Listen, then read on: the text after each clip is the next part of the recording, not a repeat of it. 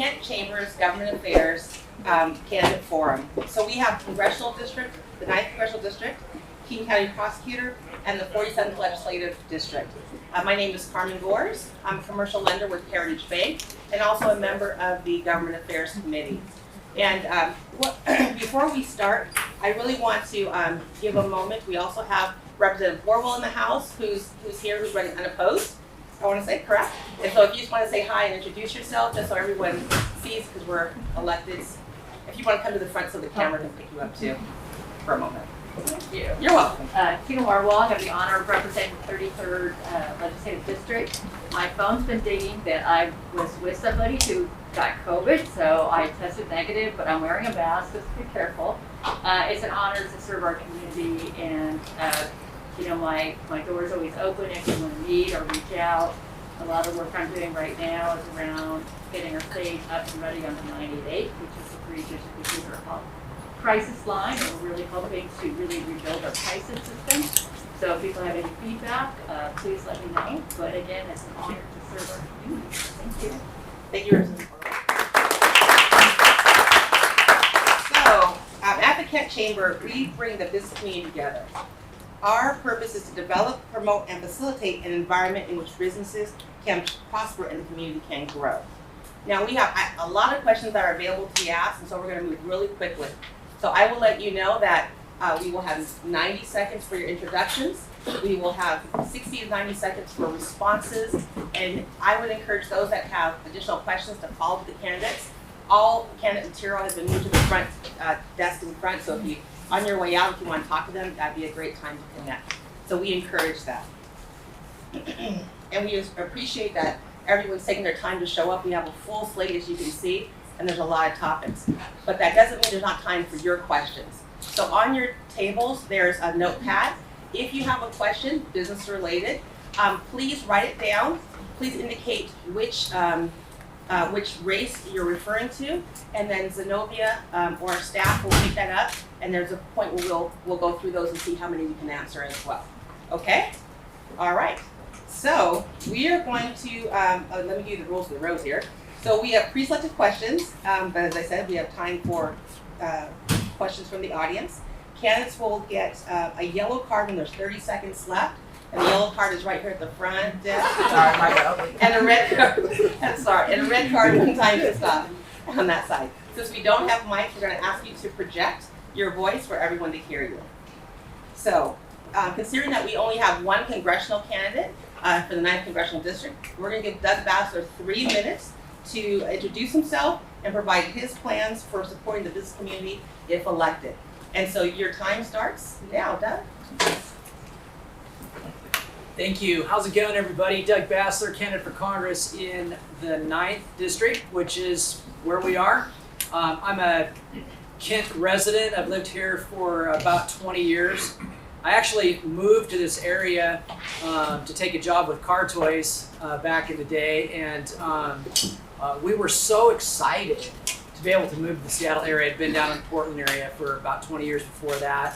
I have 5 kids, all boys except for the 4 girls, and I really have enjoyed it. What I haven't enjoyed is seeing what's happened to Seattle and what's happening, even walking in the door here, seeing the plywood in the door. It's kind of like Kent is single-handedly empowering the plywood industry. Crime is ridiculously out of control. We have, at the state level, of course, prohibited the police from pursuing. We've had, I think she said I had 3 minutes, so that would be really fast. 3 minutes for him. Oh. It's like she just gave me a 30 seconds. So I'm like, wow, time flies when you're having fun. We'll talk about crime in Kent. The building where I have my office, I'm a local businessman. I make TV commercials for a living, have an advertising agency called Prologue Digital. And our building was broken into 5 times by the same guy. I shop over here at this little Big 5. I'm sure a lot of you do as well. I was in there the other day with my wife getting some shoes, because some good deals on shoes, and some other gentlemen were in there shopping, but when they got done shopping, they just walked out the door. So I walked up to the counter and said, "All free today?" "No." "Were you going to call the police?" They won't come. That's Kent. It's not Seattle. That's here. Okay? So I'm concerned.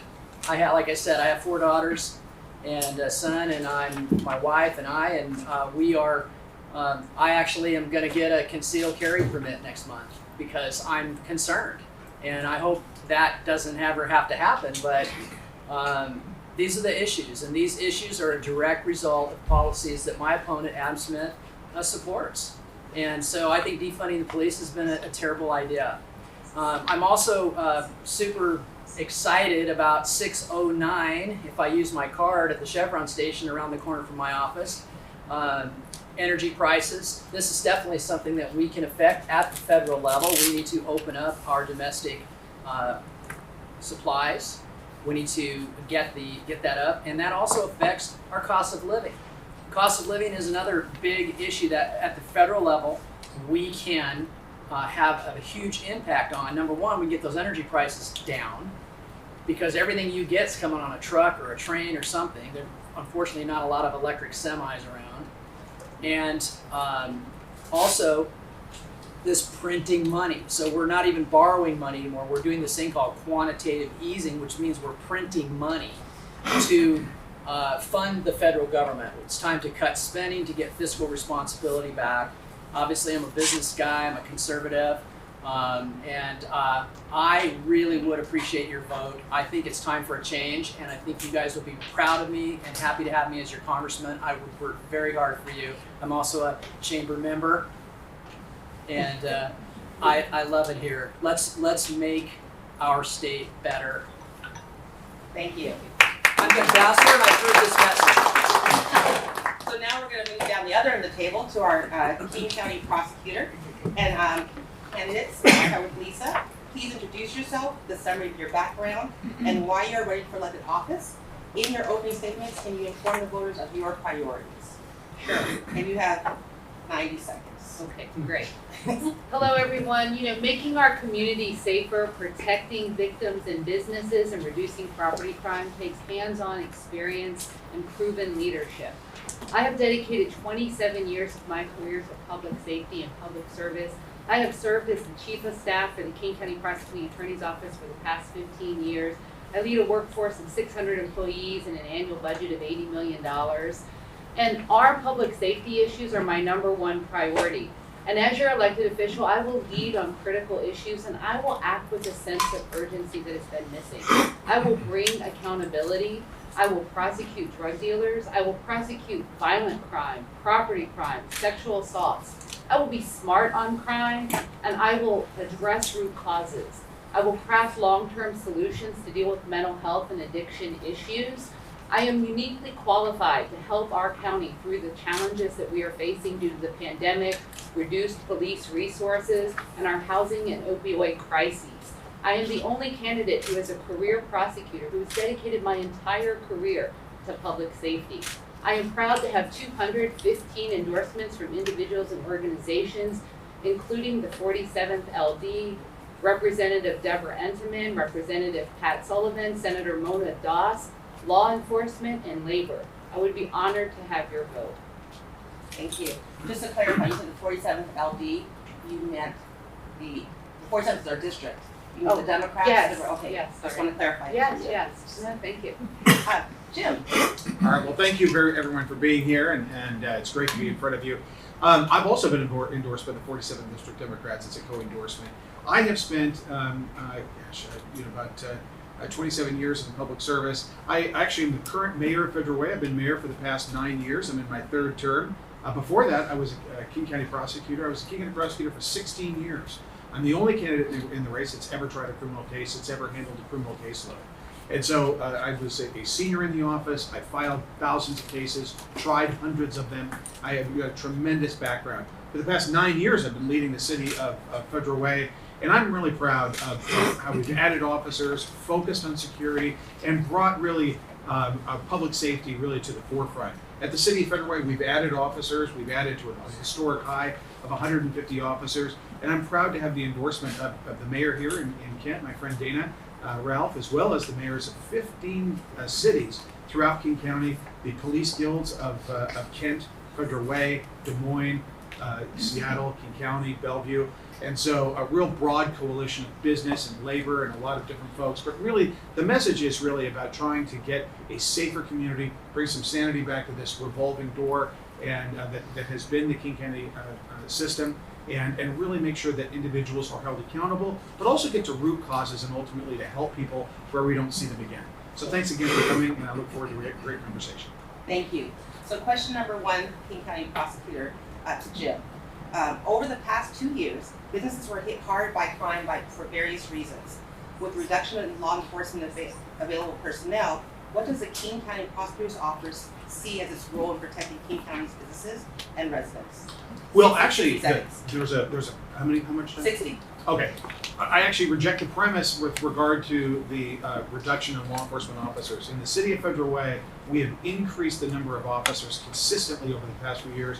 We just added another 13, and you've got to make sure you invest in public safety. But the other thing is that you really need to focus in. One of the things we did in the city of Federal Way is we increased overtime, increased extra patrols, worked with our prosecutors, locally. And I really think you need to approach this from really really identify high impact offenders, impact the strategy. You've got to have a strategy there in order to address these crimes and make sure that you're taking care of the individuals that are doing these. And that comes with collaboration, hard work, but also making sure you follow through. And once somebody is arrested, they need to be followed up with criminal charges as well. And that takes collaboration and really a commitment to public safety.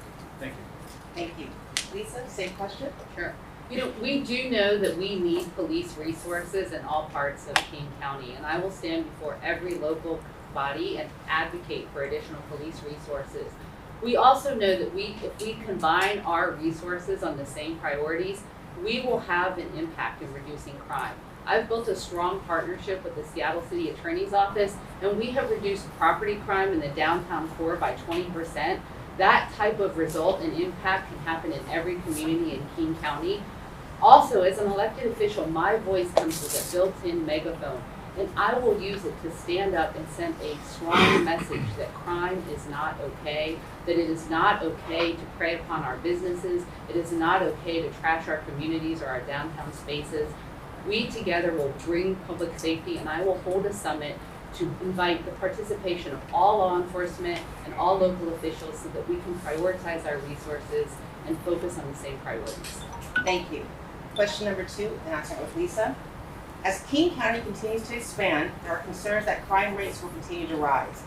According to the data dashboard, a higher number of economic crimes, such as retail theft, are dismissed compared to the pre-COVID averages. What do you believe has caused the dismissal of more crimes that impact the business community? And are there steps business owners can take to better support the prosecutor's office efforts to hold perpetrators legally responsible? And for this, you'll have 90 seconds. We know that there was an increase in organized retail theft, particularly in the downtown core. We learned that during much of the pandemic, the former city attorney, Pete Holmes, was not prosecuting misdemeanor crime. And we know that because our new city attorney has shared that she inherited a number of unfiled cases, many of which where the statute of limitations has run. When she took office, I reached across the street, brokered a partnership. We trade information on a daily basis. The partnership between our offices has never been stronger. And as a result, we are reducing organized retail theft and property crime in the downtown core. That type of partnership and collaboration can happen in every city in King County. Our office also participates and trains and works with the private security for lots of organized retail theft organizations and businesses. And when we share information, not only do we teach private security how to do a lot of the investigation to coordinate with police, we've also identified single points of contact so that when officers in the street or the security guards have questions, they know how to reach us and how to deliver those cases for filing. The thing that I would say to businesses is open up lines of communication with us. We are listening. We are connecting businesses with law enforcement. And we will file those cases, and we have been filing those cases, and we're happy to share results. Thank you. Jim, do you want me to repeat or? No, I've got it. We all know that there's a real crisis in regard to retail theft and property theft. You've got people walking into grocery stores and retailers walking out with carts full of property and not being challenged. Number one, the laws in Olympia that were passed with regard to pursuits and the ability of law enforcement to meaningfully engage need to be addressed. The car theft, just in the past year because of the anti-pursuit law, is going up 88% statewide. But I want to say another thing. The mayors of South King County, Auburn, Kent, Renton, 15 of them, go to my website, look at all those mayors. We consistently met with the King County Prosecutor's Office and asked about filing and disposition standards. Going back to 2019, 3 years ago, we had multiple meetings, expressed our concerns about how the cases were filed, and we got pushback. That's why I'm running. I'm running because I actually, as the mayor of the city of Federal Way, I felt like I absolutely had to run to make sure that our community was safe. But also brought together people. This is really leadership as the mayor of the city of Federal Way. It's important to bring people together to convene. And that's why we brought together the Retail Safety Summit in the city of Federal Way with retailers, law enforcement, regional people, and privately owned businesses and smaller businesses to make sure that those impacted by crime have a voice and we meaningfully address those. But we need a reset because I think we all know what's happening now isn't working. And just a reminder, feel free to write your questions down. In about 10 minutes, we'll be picking those up for sure to review those. Question number 3, start with Jim. Are there ways business owners can get more involved to support the prosecutor's office? Well, absolutely. We're going to do what 60 seconds, I'm sorry. Okay, you bet. I'll talk fast. We need to really make sure that we do meaningful reach out. What we did in the city of Federal Way with the Retail Safety Summit, we'll do countywide. I've actually really already put together a great network of people with all the elected mayors, elected officials throughout King County, and the police guilds, as we've talked about, really to make sure that we reduce confusion and make sure that we give people a voice. But we've got to get some of the laws fixed in Olympia. The drug laws, which are essentially a de facto legalization now, which is fueling a lot of property crime, fueling violence, but also as well as the pursuit laws and some of the other fixes. So we need to make sure that we have businesses, law enforcement, and leaders to go down to Olympia and speak with one voice. It's something that we do quite a lot. But that's really where we need to give the business community a voice to stand up and say this craziness needs to stop. Thank you. Thank you. Lisa, any questions? I have been meeting with business owners all over King County, and they have shared with me how difficult the past 2 years have been, and they also have shared with me that they know that the solutions are not a one-size-fits-all model, that they want root causes addressed in addition to incidents of crime. I will meet regularly with business owners. I will grow the network that we have started in the prosecuting attorney's office, and I will meet regularly with our business leaders and our business communities because I want business to know that I have their back. I want them to know that I'm prosecuting crime. I want to hear their concerns. I also want their good ideas, and I want to earn and maintain their trust. The other thing I will do as an elected official is I will stand up. When we had riots in downtown Seattle and Bellevue as a result of the murder of George Floyd, we filed dozens and dozens of those cases and shared it with media. What was missing was our elected officials standing up and saying, this is not peaceful protest. It is not okay to trash our businesses. It is not okay to trash our communities, and I will speak up. Thank you. Thank you. And stay for the ready questions for you in the next round. And we're going to move on to our 47th legislative district. And so we have our 2 Senate candidates, 2 for the House first position number 1, and 2 for position number 2. And so I'm going to let the candidates introduce themselves, again with a summary of your background, why you are running, and inform the voters of your legislative priorities. We'll start with the Senate and Ms. Claudia. And I'm sorry, you have 90 seconds. This keeps me interested, so I got to keep up. Good afternoon, everyone. Thank you again for the opportunity to be here. I appreciate it. I'm Claudia Kaufman. I'm running for the state Senate. I was raised in Seattle. I'm the youngest of 7 children. We lived in a real working class family. My father was a World War II veteran, and he worked for the city of Seattle as an architect for his entire career.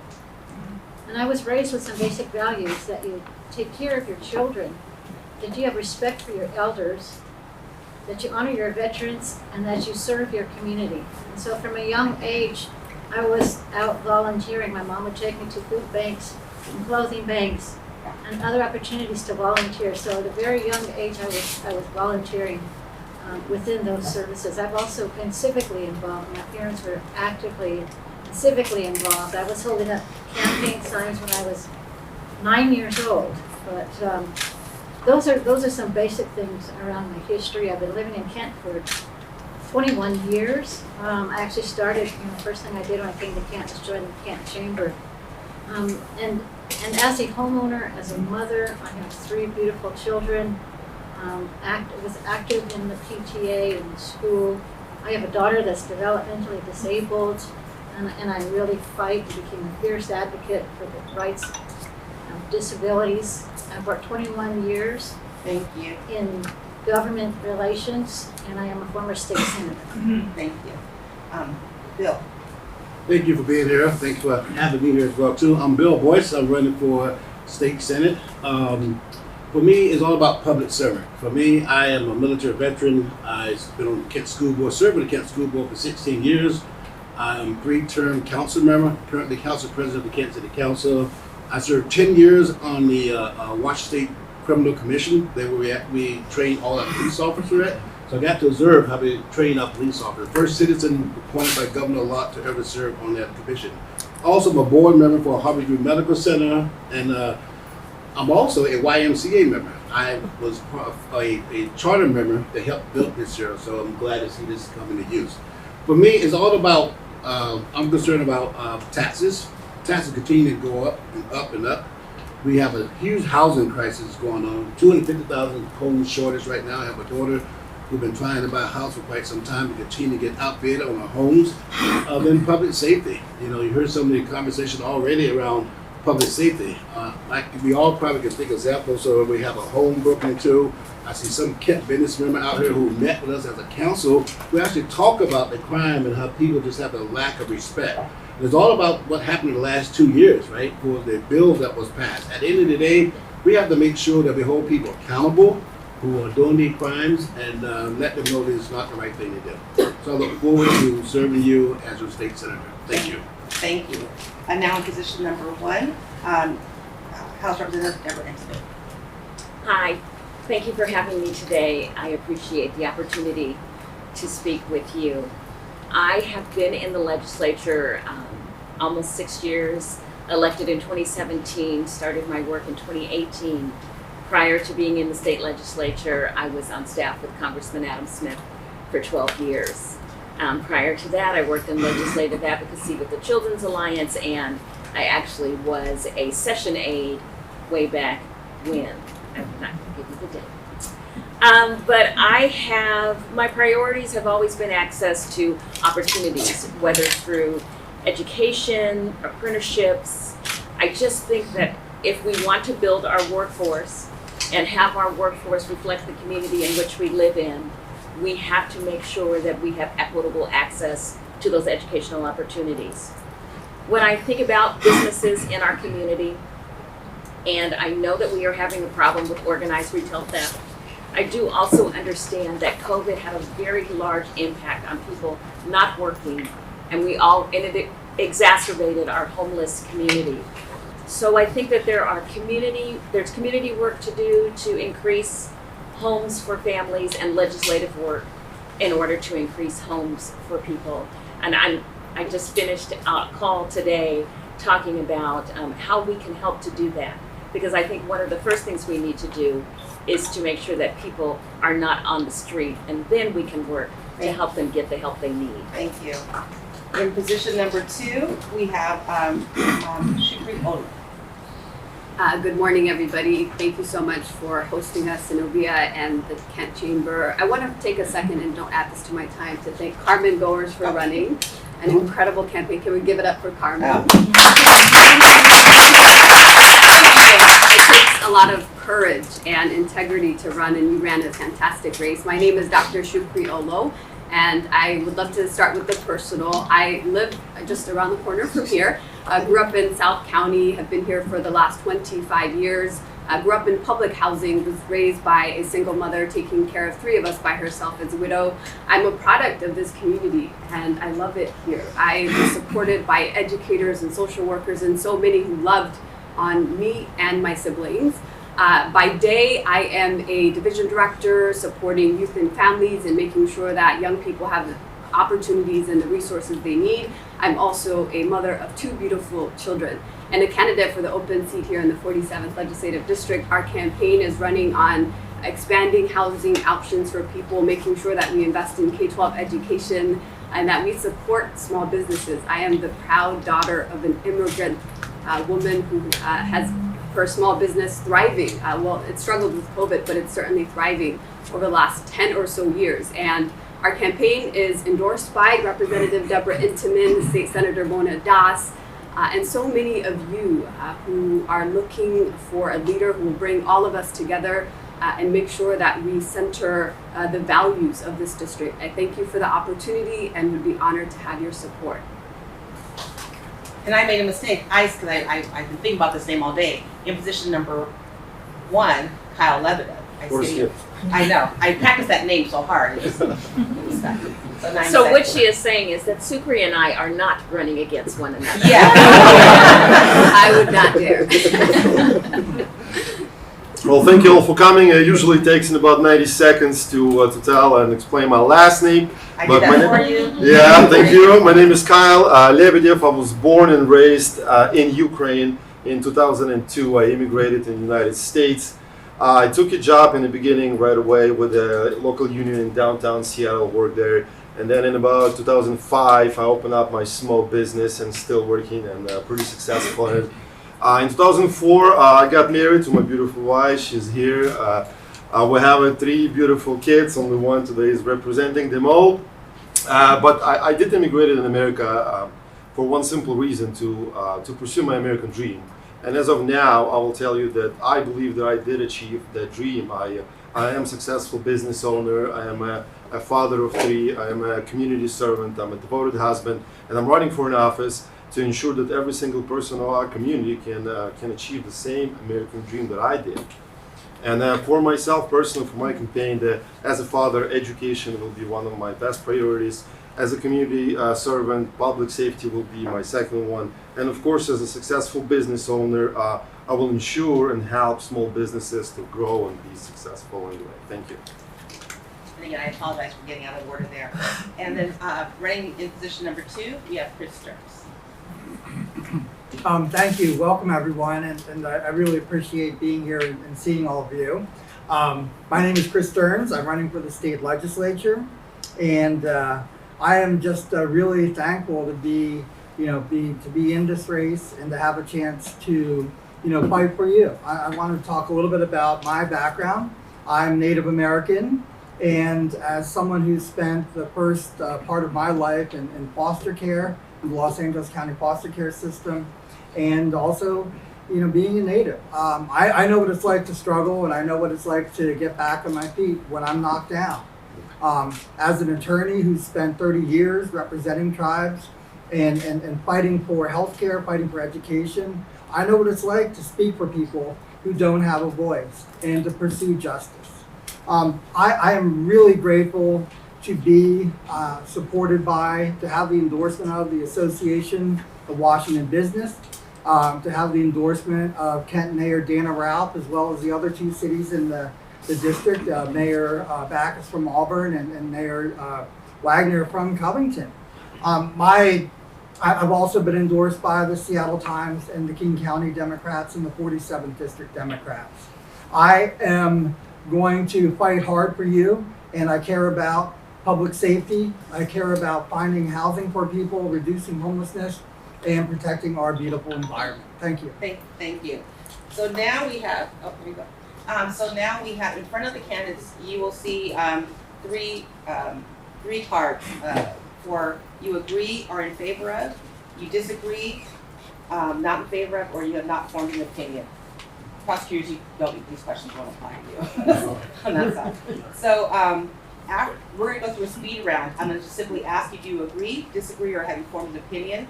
There's about 9 topics, and then at the end, you'll get 90 seconds to respond to your topic. Does that make sense? No, I'm sorry. Okay, so I'm gonna ask you if you agree with the statement. Okay. You showed your sign, agree or disagree. At the end of the list, you'll have 90 seconds to respond to any one of those topics. Okay, any one of those. Anyone. Thank you. Okay. So you agree or disagree or have not formed an opinion about funding of the Puget Sound Gateway projects. Please vote. The Puget Sound Gateway Puget Sound project. Gateway projects.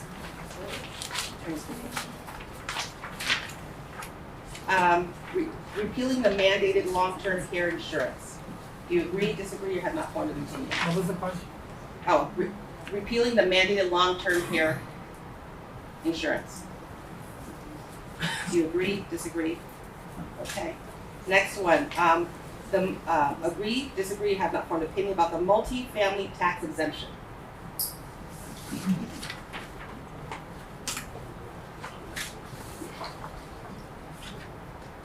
Okay. Agree, disagree, not formed an opinion about capital gains tax. Do you agree with, disagree, or have not formed an opinion? Do you agree, disagree with the reduction of the state sales tax? Reduction of it. Reduction of state sales tax.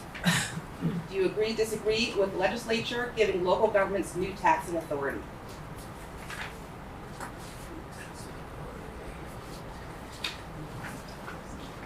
Just waiting for the intervention. All right. And the last one is, do you agree, disagree, or have you not formed an opinion about the public safety law enforcement reforms in House Bill 1310 and House Bill 1050? Do you agree with them, or disagree, or not have formed an opinion about? So it's 1054, just so you know. Isn't that what I said? No, you said 1050? Oh, I'm sorry, thank you, It's 1054. 1054. Thank you. Can you briefly say which? House Bill 1310 and House Bill 1054. If you don't have, yeah, I don't remember the context. I don't know. you do not form an opinion yet.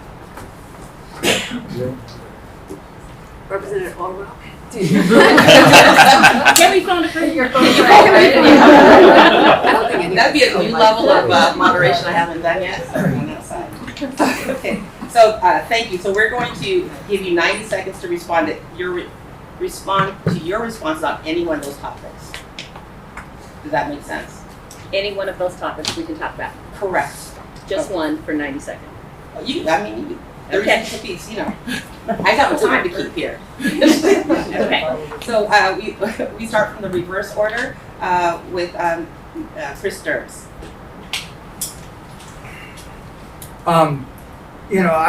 I definitely support efforts to increase public safety.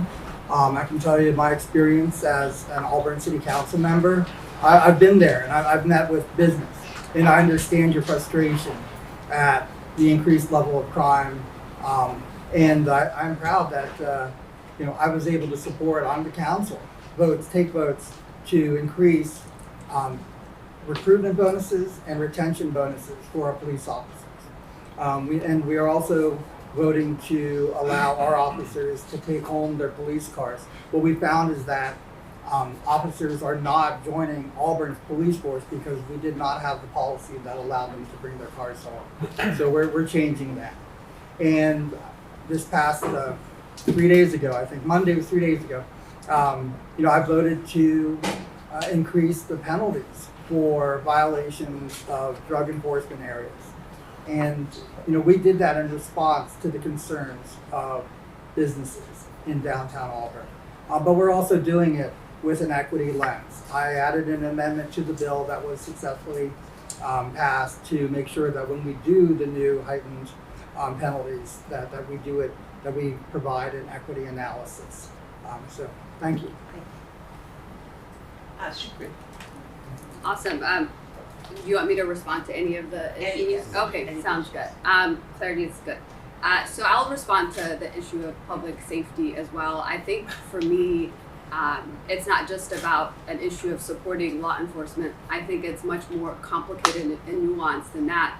For me, public safety means when people have access to housing, our communities are safer. When people have access to behavioral health supports, our communities are safer. I want to give a special shout out to Representative Orwell as well for sponsoring the Bill 988 Crisis Intervention Response System that I think will provide a more coordinated effort to ensure that people have access to behavioral health supports in our state.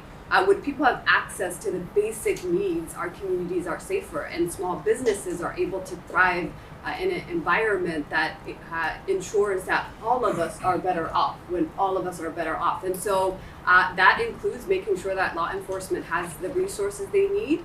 And for me, it's a yes and. How do we make sure that our community is whole? Thank you. Kyle. Yes, since it's a chamber of commerce, then I will take a little bit on the tax issues. I would not support any tax increases. That's the first thing. And another one, we'll understand that the core of the economy, it's our small businesses that provides a lot of our working spaces. So what I would do, I would ask to drop a B&O tax for at least 2 years. That's approximately the same time that the business has been struggling with the shutdowns and the COVID. I would vote to reduce the sales tax in the state in about to 1%. And also what I would ask is to audit L&I and at least to hold them accountable so we can reduce some restrictions that have been put on the small businesses, which is going to provide a lot of new entrepreneurs come in within the city and the state, provide a lot of more working spaces. And I do believe it's going to give a big growth to our economy and jobs. Thank you. Deborah. So I will talk about two things very quickly. I support the capital gains tax. I voted in favor of it. It will affect approximately 57 families in Washington state. Everyone should pay their fair share in taxes. The other thing I will talk about is the long-term care tax fee. Right now, we have a burden in our state when people become indigent because they can no longer care for themselves and their families can no longer care for them. We thought one small way to be of assistance would be to offer affordable long-term care insurance because some of the insurance industry had left the market, and so there was no opportunity to buy long-term care insurance in Washington state. It was not rolled out well, I will admit that. But at the end of the day, the goal was not to bankrupt a family, and the $36,000 a year who are fully vested can help you to provide in-home care for a family to keep them out of a nursing home. I do think that the change that should happen with the long-term care insurance is that if you are of a certain age, you should be able to be vested earlier. Thank you. Thank you. Bill. Thank you. The long-term care tax is something I definitely don't support, wouldn't support, and try to reverse it if possible. You know, at the end of the day, we continue to find ways to take money out of people's pocket. I mean, one tax after another tax after another tax. And when you think about it, $36,000, I mean, that's what you're going to get, right? So if you go to a real nice place, you might be able to stay there 3 or 4 months. You go to a place that's not so nice, you might stay there 6, 7 months, and you may not come out there alive, right? So my thing is that, you know, let us keep money in our pockets. Let us manage our own self. We don't need the government trying to dictate and tell us what to do. Another thing I want to talk about is this House Bill 1054 real quickly is, you know, we have many stories where people coming in, breaking into your home, breaking into your stores. The police come and they see you guys driving the red car and keep going. They can't stop. They got to go and get all the information and then come back and try to find the pursuit. So I think some of these bills just really need to be looked at again. Sometimes they put them in place and they're not well thought out. So those are 2 things. I want to get a police ability to be able to do the job. Also, I want to make sure we hold them accountable. Make sure they have the tools to do the job. Any business, any place you work, 98% of people are good people. The 2%, we can flush those out. Let's not revamp the system because we have a couple of bad apples. Thank you. Thank you. Claudia? Thank you. I appreciate the opportunity. When it comes to public safety and the reforms that were established by the state legislature have been decades due. They've long overdue. And it's been more than just a couple of bad apples that are out there, and the video of George Floyd and all the other videos out there demonstrate that.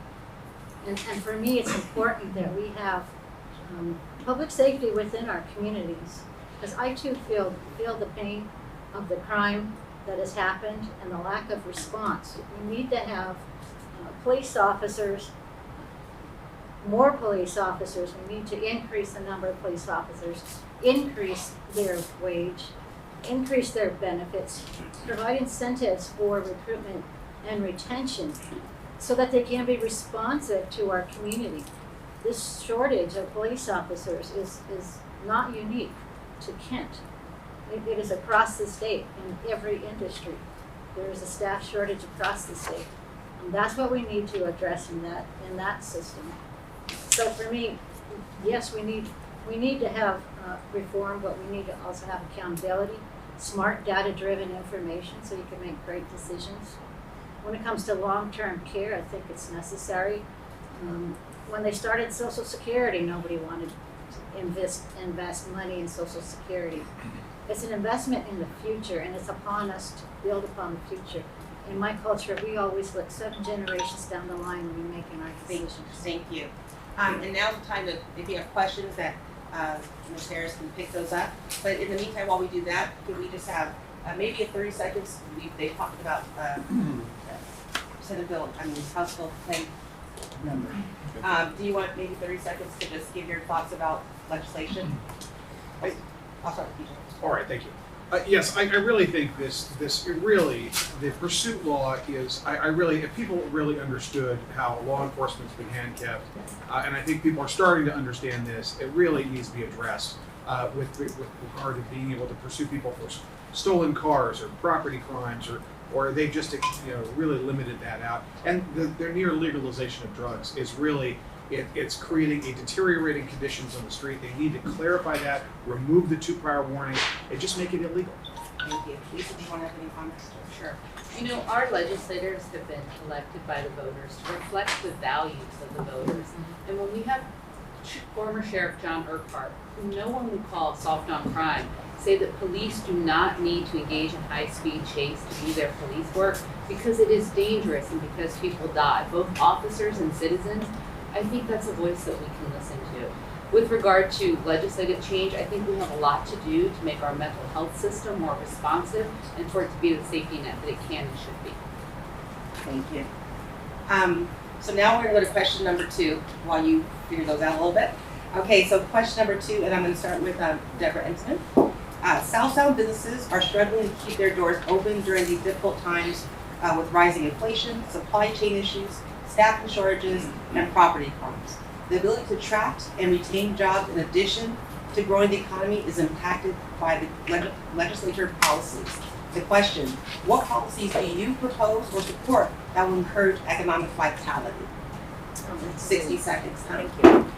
So economic vitality, so there are a number of things that I have had the opportunity to work on. I am the Vice Chair of Workforce Development. So we are right now working on policies that will help to train and recruit people in areas of high demand. That is including nursing, cybersecurity, and believe it or not, police. The measures that we put in place were to ensure that we have the best people trained to do the work effectively so that we have fair outcomes for everyone. So when I think about what my responsibility is as a legislator, I can't just think about what I think in my home. I must talk to people in community to ask them what they think as well. And listen to what they say and then try to change that and make that into policy. It is not always an easy thing to do, to go from a good idea to good policy. So what I am working on now really is about workforce development. Thank you. Kyle, same question. Yeah, I already kind of briefly answered that prior to that, but to help our businesses thrive, we have to provide all the resources that we can and that legislature have to provide to those businesses, which also might be include as a construction worker. I drive a lot. If we're going to drop a gas tax for at least in a year, it will help my business grow, same as any others. We have to encourage new startups for the entrepreneurs who will be coming in the city, in the states, with the innovative ideas. Like, for example, if I want to open up an innovative business with the solar panels, right? The legislature can provide some grants for those businesses to open their doors and just keep growing. It's one of the essential things for the entrepreneurs. It's better and easier startups, and of course, reduce the regulations on those businesses. Thank you. Thank you. Shukri? A great question. I've actually had an opportunity to meet with the chamber presidents here in the district and have learned a lot from being in those conversations with them. And I also talked to my own mother, who's a small business owner in the district. She started her in-home child care about 15 or so years ago. And I remember it ultimately lifted our family out of poverty, but the initial starting point was incredibly difficult because of the various regulations that were in place, and the language isn't accessible to small businesses, especially BIPOC-owned or immigrant-owned businesses. And so I think it's important to come up with legislation that supports lifting some of those regulations and creating an environment where the language is accessible. I also know that it's important to have an understanding of the small businesses who are most impacted during this pandemic and be able to target investments so that they can have a level playing field. Just on time. Thank you. Thank you. Stearns. Oh, thank you. My experience again on city council, we're really proud of the work that we did to spend the ARPA money to make sure that went directly to small businesses through our grants program. We found it was incredibly successful. In terms of other incentives, I would love to find incentives to bring more businesses to our district, to Kent, to Auburn, to Covington. I also feel that if I'm elected to the legislature, I'll work to make sure that our roads are good. Roads are the lifeblood of our communities and the lifeblood of business. And then finally, I definitely, support bringing better equity to our tax system, but also to make sure that middle-class families, that working families, do not pay any more taxes. I want them to be able to spend that money here, and I will work to do that in the legislature. Thank you. Claudia. Thank you. Yes, small businesses are certainly the lifeblood in our communities. And if we want to work to expand not only the staff shortages, but also I believe in the diversity of our businesses, we need to do outreach, number one, to our local education system, our K through 12, in terms of having additional information and education around businesses. I would also connect with our local community colleges to provide training in businesses, in community, and trade, technical. And also, it would be important to provide inclusion, diversity within our small business system, so that we are welcoming and have an open atmosphere for our communities of color, our BIPOC communities, our LGBTQ communities, and that we take that and we celebrate and we enrich that so that it's not a closed system. Thank you. Bill. Thank you very much. Most of you know, I'm an HR professional. That's what I do for a living at one company. And there is a shortage of trying to find skilled, good people to come to work. I'm assuming some of you own business probably have that same type of issue as well too. In addition, I served 16 years on the Kent School Board of Education. Well, I like to see back in the school is put an apprenticeship program back in the school where you can have your mechanics and your plumbers and your nurses be able to go through the program and get them ready. Because everybody come out of school is not ready to go to college. But there are some good paying jobs out there we can prepare people to be able to go to. We also took our ARPA money within the city of Kent to help out business, give them loan grants. The BIPOC organization, we had a separate fund set up for them so they can come and apply. So I think at the end of the day, we needed to find ways to relieve taxes and make it easier for people during this hard time. Thank you. Thank you. So third question, and then we're going to move on to community questions. Washington, and I'm going to start with Claudia, and this will be a 1-minute response. Washington State's goal to making housing affordable to all economic segments of the population of the state was embodied in our state's law when the Growth Management Act was passed in 1990. But in the 3 following decades, our state's housing has become less and less affordable. Here's the question. How are we to address this issue so that there is adequate housing for all, building upon recent legislative efforts? And how will this be done through an equitable lens? Well, thank you for the opportunity. Affordable housing is escaping all of us. And so, including my son, who's trying to buy a house as well, and he can't find a house within the amount that he was approved for the mortgage. So this is something that we need to invest in, state resources, policies, training, education, regulations around increasing the housing trust fund so that we can build more affordable and working families housing.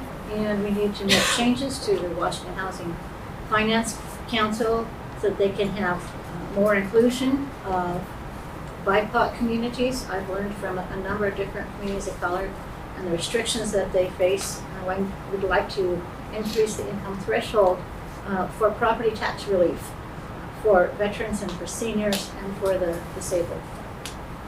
Thank you. Bill? Thank you very much. Affordable homes, I also talk about attainable homes too, right? You want to be able to try to be able to attain a home, right? And I think we're about 250,000 short of home built in this state where people cannot even find home. As I said earlier, my daughter, as one prime example, built on 9+ homes, have not been able to get into a home yet. And I talked about this other night, and I'm going to talk about this again. There are so much red tape when you try to go out and build a home where the realtors and the builders have to go through just to build a home. I also talked about condos, right? I want to be clear when I talk about condos, right? That's a way for people to get an early start into a home, right? Build equity up, and then be able to build another home in with the American dream. So we need to find a home that people can get into, like condos, establish some type of equity, and then they can move forward and get into other homes. So Thank that is my answer. Thank you. Shukri? Yeah, great question. On the issue of housing, there's so much that can be said. I grew up in public housing, and so I know the value of that safety net. And purchased a home when I was 23 in the city of SeaTac, and currently own a home just around the corner. Housing, I just want to make it clear that this isn't an issue for specific groups of people, right? It is impacting both renters, it is impacting our seniors, it is impacting working class families, it is impacting so many of us who want to live in this community. And I think it's important that we don't limit ourselves to the solutions, right?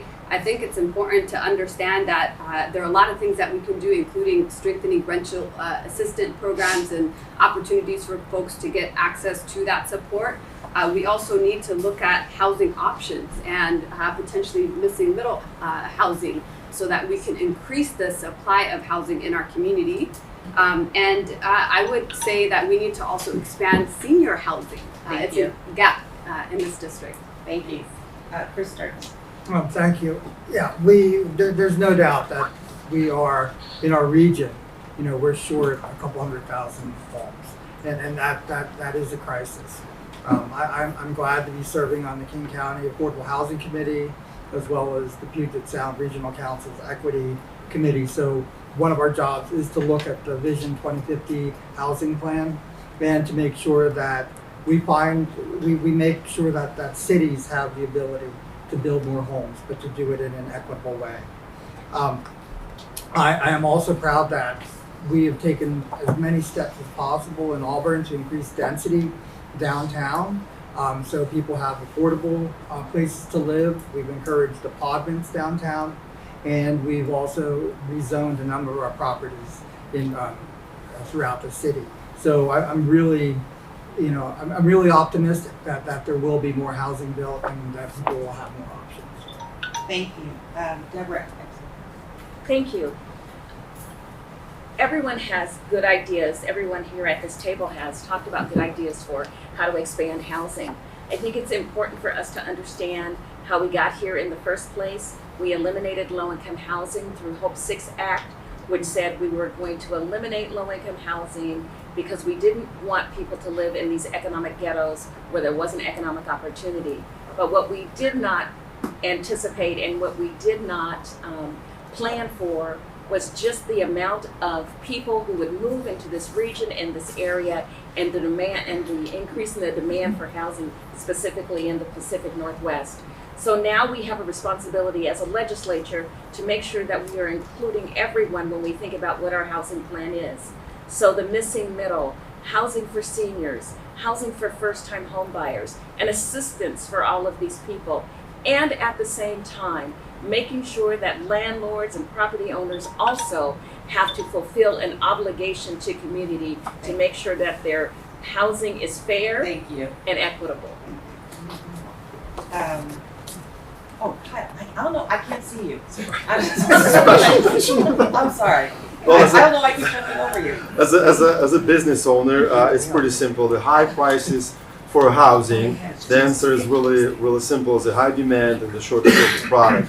So if we got there that way, then we need more product, we need more housing. So let's reach out to the private sector who can help us to build those housing really fast and for affordable prices.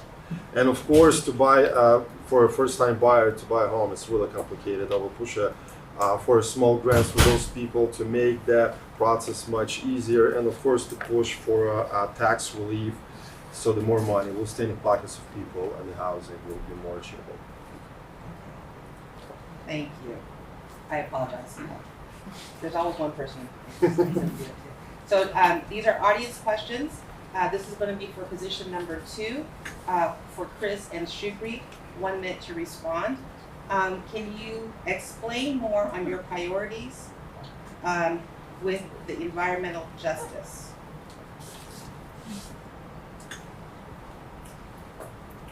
Chris. Sure. I'm sorry. Okay. Thank you. Yeah, environment. I love the environment. As Native American, that we go outside to worship, talk to our Creator, and protecting the Green River has been one of my it's almost been my top priority. I'm lucky enough that my family, we live along the Green River. I've been part of RIA9, which is the world's worst acronym, but it basically means salmon protection for the Green River by all the cities from Seattle through Enumclaw. And we have fought to make sure there's the river temperature goes down, that salmon have a better way to get to where they want to spawn. And protecting the environment is so important to me, and I will fight to make sure that our environment is pristine and that we actually do something also about climate change. Thank you. Shukri. Yeah, great question, and it's very broad. I actually want to give a shout out to Councilmember Stearns because there was a conversation we were at, and we had this question on environmental justice, and the way that you talked about it anchored in Indigenous identity was really beautiful, and that access to that exposure to the impact of our environment. I didn't have that. I grew up in public housing. Environmental issues weren't the first thing or first issue that came to mind, right? It was surviving, it was paying for our housing, it was, basic needs. And I've grown to see the importance of this issue and how it intersects in various systems, whether it's in housing or transportation or education and the conditions of our schools. And finally, I would say that, it is an issue that has many intersections, and when it does intersect, it has an impact on Black and brown communities. And I think that is an area that the state legislature can do more on. And finally, our campaign is endorsed by Washington Conservation voters. Thank you. King County prosecutor, starting with Lisa. How do you balance the pendulum swing back to criminalizing poverty, addressing mental health, root causes? 1 minute and then Jim. Of course, we have to address incidents of crime. There's certain behavior that's illegal and will not be tolerated. We also, if we want to change behavior and have long-term impacts, we have to address root causes. We have to make sure that people get treatment to deal with their mental health disorders, their behavioral health disorders, and their substance use disorders. Because changing those behaviors, getting the treatment necessary to act differently, is what will change things for the long term. So we have to ensure that we have adequate access to our behavioral health, mental health, drug court, and veterans court. We also have to ensure that we have treatment on demand and treatment that is community-based. Not everyone should have to come to our criminal justice system to get the help they need, to get the treatment they need so that the behavior can stop and so that they can recover and reclaim their lives. Thank you. Could you reread the question? We'll make you go backwards here. Okay. How do you balance the pendulum swing back to to criminalizing poverty, addressing mental health root causes. That's why I wanted it reread. We certainly do not want to criminalize poverty. We need to understand why people commit crime. We want to get our arms around that. The whole goal is to make sure that we don't see people back in the system. Once they commit a crime, there needs to be a response. There needs to be accountability. There needs to be justice for the victim. But depending on the crime and its severity, you obviously need to make sure you've got justice. But for property crime and crime rooted in poverty, you need to make sure that you address that, make sure that you're providing services. A lot of people who commit crime are doing so because they're addicted to drugs or alcohol, and that often is co-occurring with mental illness. So getting your arms, as Lisa was just talking about, root causes, that's exactly right. You need to make sure you understand where people are at in their own life's journey and help them. And that's why with the 19 years I was a prosecutor at City of Renton and King County, that was always one of my goals. Okay, another King County prosecutor statement, then question. And you'll have a minute to start with Jim. I talked to a local city attorney who said first-time felony offenders aren't being prosecuted at the county level and get bumped back to local cities where they try them for misdemeanors. Is this true? If yes, why? If not, why not? Those are the conversations that we've had literally for years with the prosecutor's office, and they're called filing and disposition standards. I'm the only one here between the two candidates that's ever actually filed a criminal case, handled a criminal caseload. You need to make sure that the prosecutor's office has filing and disposition standards that meet community expectations. And so it's what I call fad inflation, that there have been really an increase in the severity of crimes in order to get the King County Prosecutor's Office to file charges. That's why the mayors of Auburn, Kent, Renton, all of your South King County mayors and many of your East King County mayors met for multiple times trying to address this. So that's really what we need to do, is make sure that we're on the same page, we have filing standards that meet community expectations, and that it's not pushed down to the municipalities. But there's many other issues here at play, but ultimately we work for the people, and the people of these communities and their elected leaders need to believe and feel that crime is being taken seriously. And so that's where I've been a leader on these issues. Thank you. The King County Prosecuting Attorney's Office has felony jurisdiction in all parts of King County. And we file between 20 and 30 felony crimes every day. And we did that every single day of the pandemic. Our people never stopped working. With regard to the filing and disposition standards, we have had those for more than 30 years. They are published, they are on our website. We share them with law enforcement, we share them with our community, and we share them with public defense. Way back in 2008, we made a decision because there were standards that said $750 was the threshold for a felony theft crime. We raised that in our filing and disposition standards to $2,000. And we did that because that $750 number was put into law at a time when our housing was a third of the cost that it is now, had never been amended for inflation. We did that back in 2008. When we did that, we met with all of our local officials, we met with all of our police, and that's been our standard ever since. Thank you. So we've touched on many topics, and in the interest of time, and everyone has to get back to their respective offices. In your closing statement, and we need to move it to a minute, not 90 seconds. In your closing statement, answer the question you want the voters to know. And I'm going to start from Doug Bassler and come straight down so that I don't get confused. I'm so glad Carmen's not going to get confused. Well, again, my name is Doug Bassler, and I'm trying to figure out why I showed up today since Adam wouldn't. The legislative calendar for the U.S. House says you're supposed to be in district working with the voters right now. Where's Adam? Is he ducking? Is he hiding? I don't know.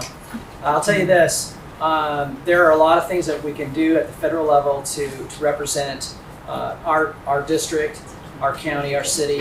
And I'll tell you, number one, we have got to get these energy prices under control. We can do that.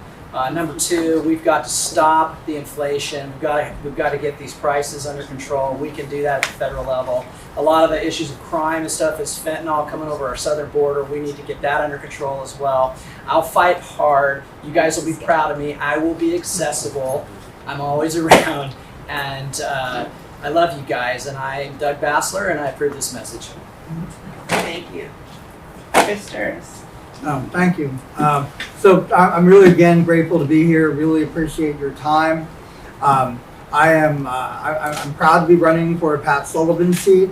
I have the endorsement of Pat Sullivan and his support, and I'm really grateful to bring that to this race. I'm going to be a fighter for this district. I'm going to fight for the people. I'm going to fight for the families, and I'm going to fight for the businesses in our district. And I want you to know that I'm going to be accessible. I want to be a partner with you in the decisions that are made in Olympia. And then lastly, I just want to say that, I have been fortunate enough in my life to work with a lot of people in recovery. And so being compassionate is so important to me. And that is one of the fundamental values that I will bring to Olympia. So I just want to thank you and hope you guys had a great time. Shukri. I certainly had a great time. Thank you so much for hosting the chamber. Thank you to Carmen Goers for moderating. You did a great job.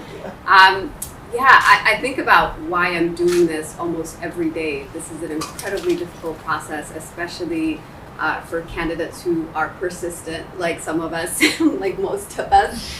And it's a good reminder, I think, to do that gut check, that pulse. And one of the reasons why I'm doing this, I think you know about the issues, is this community is a wonderful community, one of the most diverse communities in our state. Kent, 7th most diverse in the nation, and our leaders need to be a reflection of that changing diversity. And I see that in the young people that I work with every day, that I talk to. I'm meeting with a group of them later on, and to be able to show them that their dream is valid is a reason why, and I would be honored to have your vote by November 8th. Shukran. Thank you. Kyle. Say it. Thank you. Number one candidate. Well, in the ending statements, I usually leaving you all with some encouragement, which is not about me. It's about you guys. How much I appreciate you. And remember, you're not voting on a political party. You're not voting for the left or the right. You're voting on yourself. Your vote will determine your future. Choose wisely. Choose wisely which policies you like more, and hopefully you like mine. And humbly asking you for a vote for me, vote for Kyle and November. Thank you. Thank you, Deborah. Anthony. Thank you. I'm just going to stand. I'm a little short. Thank you for being here today. Thank you for taking the time. I appreciate all of your difficult questions. The person who is an elected official sitting in this room and taking questions on issues that I voted on, which my record is public, is sometimes challenging because you want to defend what you said, but you don't have enough time. I will say this. I appreciate and am honored by the fact that I have been elected to the state legislature twice and hopefully 3 times to represent the 47th legislative district. I am a child I grew up in low-income housing in Seattle. I was in the very first class of Seattle King County Head Start. Educational opportunities and being prepared to accept those opportunities entered my life in a number of different spaces that led me to where I am today. I always remember that I received free and reduced price lunch. I remember when we didn't have a car or a television. I remember that with an opportunity, people can do many wonderful things as I have done. Thank you. Thank you for considering me for the vote. Thank you. Thank you. Claudia. Good job, Deborah. Thank you. And again, I know I spent my opening statement talking all about my childhood and growing up, and but it really encompasses the values that I was raised with and how I move forward, because it is my belief and my commitment that as an elected official, you are a public servant. You are there to serve your public, and so I bring these values forward in all the things that I do. From working with my children, working with the adult family home that one of my daughter lives in, all of these things that I do are the basic values that I was raised with, and that's how I am going to go forward in Olympia, to bring those things to working class families, to the people. The grassroots people is where we need to focus our work on. Thank you. And Claudia Kaufman for State Senate. Bill. Thank you. I'm the only one up here. I've been endorsed by all 5 mayors from all states that the 47 represent. And Kyle mentioned not about parties, because they all represent different types of parties, but They know me. They know what I have done over my last 25 years serving this community. I am a public servant person. I am. And I think crime is one thing that we really need to get our hand for on. And then also the housing issue that we're having. We got to be able to solve those problems. We all have records here. And, that's what we need to be judged on. We have voted on things that probably cause some issue that we are facing today. So I would challenge you to do your homework, see what we voted on in the past, and make your decision based on that. My name is Bill Boyce, running for 47th Senate, and I definitely appreciate your vote. And I'm always available. You can call me, meet with me anytime. Thank you. Thank you. Jim? All right, thank you once again for coming. I really appreciate it. The question is, can we do better? Can we make this a safer community? I believe so. I believe that we can really, if we move with a sense of urgency that's been missing, if we can move with a sense really of a reset that needs to occur.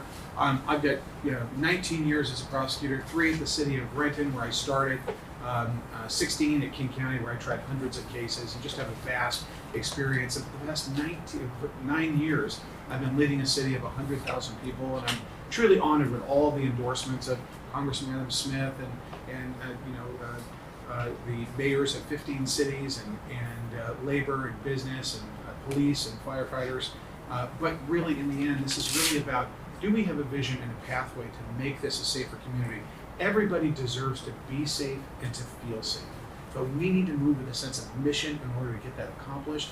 And people need to know that when something happens to them or somebody that they care about, that there's going to be consequences. Thank you. Thank you for the Kent Chamber. Thank you for being here, and thank you for tuning into this race. The residents of King County deserve a career prosecutor who shares their values, who is 100% committed to ensuring that all of our communities are safe and supported, a prosecutor who can identify common ground and build strong and collaborative coalitions that gives results, a prosecutor who knows the work of the office and who protects public safety by immediately addressing incidents of crime and tackling root causes, a prosecutor who will not criminalize the poor and unjustly incarcerate our communities of color. I am that prosecutor. I have the experience and the proven track record to hit the ground running, and I can make our community vibrant again. I would be honored to have your vote. Thank you. I want to thank all of our candidates. Give them a round of applause. Yes. I want to thank our candidates for providing their time and their talent to our democracy. Ballots will be in the mail in a few weeks. Please use your voice and vote. And as Deborah said, this is high-level one. It's not a lot of time. So as Bill said, do your homework. This is an intro to it. And it's not a debate. It's a candidate forum. And so we want to make sure that you have that capacity. Their websites are available. They'll be available. And now I'm going to turn it back over to Zenobia Harris, CEO of the Chamber. Hey, okay. Well, thank you all so much for coming today. We appreciate you all, and I would just back you up by saying you do follow up, you answer emails, even when I send from the intern at Kent Chamber. So that means to me that they are interested in a conversation. So there will definitely be follow-up. Thank you so much to South King Media and I Love Kent, who was recording this presentation today, and it will also go out. If you have any additional questions, you're welcome to funnel those through the chamber, and we can get them to the candidates as well. We have all of your questions here. We appreciate your questions. Just stay engaged. Stay active in this conversation. There's a lot of things going on in our community, and I would love to see all of y'all at the city council meetings, some of the things that are going on here in the city of Kent. Thank you so much to Andrew Crane for our beautiful photos that will also be available online. And thank you so much, Tina, for showing up today. And we appreciate, yes. One last thing. So the Kent Chamber of Government Affairs is a part of the South Sound Chambers of Commerce Legislative Coalition, and we are going to have our annual pre-legislative breakfast in December, so those will be coming out shortly, and just want you to keep your eyes. We will meet all of our newly electeds, and because we've been through quarantine, we didn't meet the last session of freshmen, so our goal is to build relationships, and this is where it happens and this is where it starts, so we encourage you to keep that open. Yes, that's it. Wonderful. Awesome. Well, have a great day. Thank you. Thank you. Before they move, Yeah, I want you want to slide in on that?